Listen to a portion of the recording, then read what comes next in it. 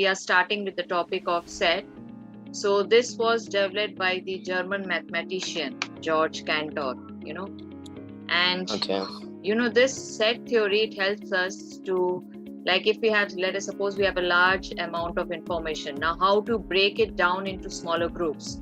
So that is done with the help of this set theory.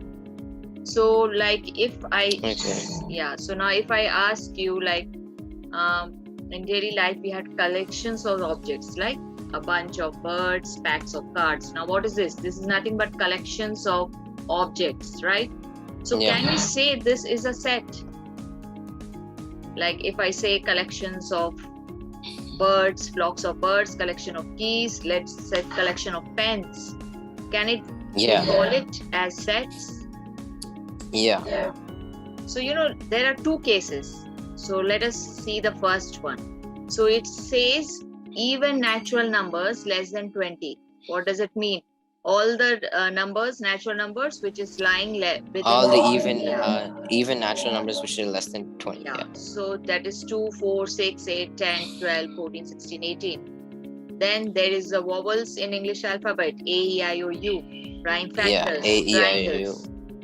So you can say these are some collections, right?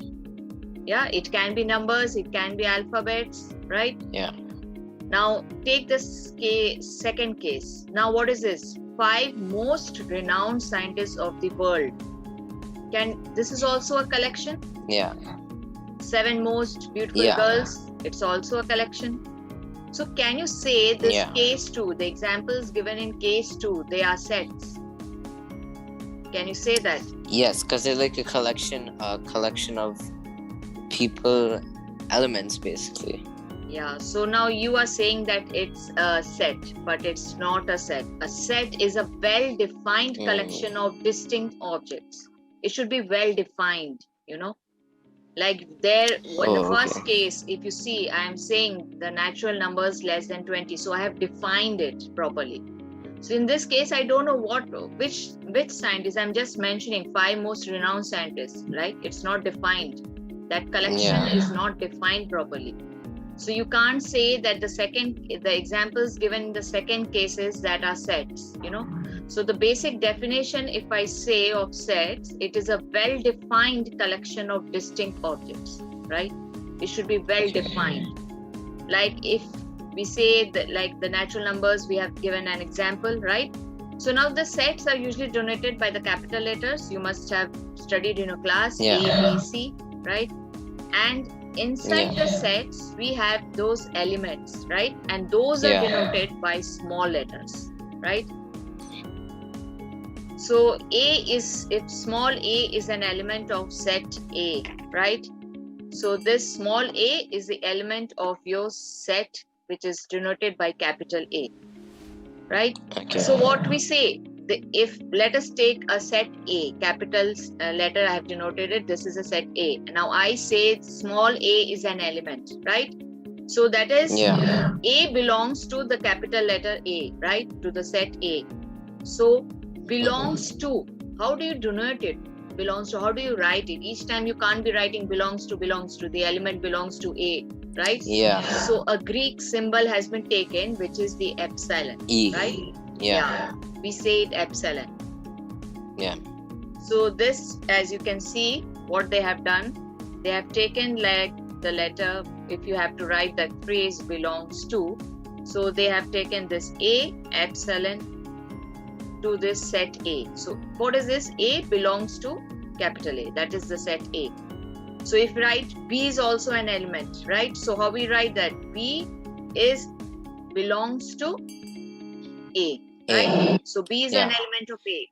Now if I say and if it doesn't belong, like you kind of give a cross to the E. Yes, you can. To the ellipson. Epsilon. Epsilon. So that's a Greek symbol, So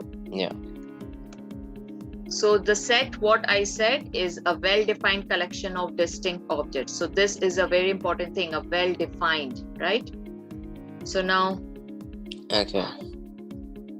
so these are some sets used in mathematics. Often these are used, like N, capital N is a set, And what are these elements? So we have written One. capital N is a set of natural numbers. So elements are Yeah. 1, 2, 3, 4, right? Yeah. Okay, capital Z. This is a set of all integers. So what is this? The elements -3, -2, -3, -1. -2, -1, Yeah. 0, 1. So And the similarly, set of all rational numbers will be yeah, like 1 by that is 2, written 1 by by 3, all those capital Q. numbers. R, capital R are the set of all real numbers. Then Z, Z capital plus. Z is a set of all positive integers. Capital W is a set of all whole numbers. So often we are using these sets, right? And always the sets are Yeah. denoted by capital letters. And the elements inside this, if it is alphabetic, then it is small a, small b, small c, or small d. Yeah. Right?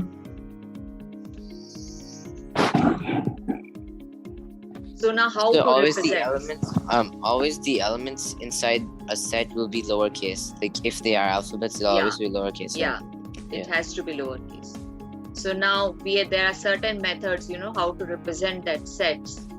And that is the three types of three representation are there: statement form, the rooster form, or the tabular form, and the rule or set builder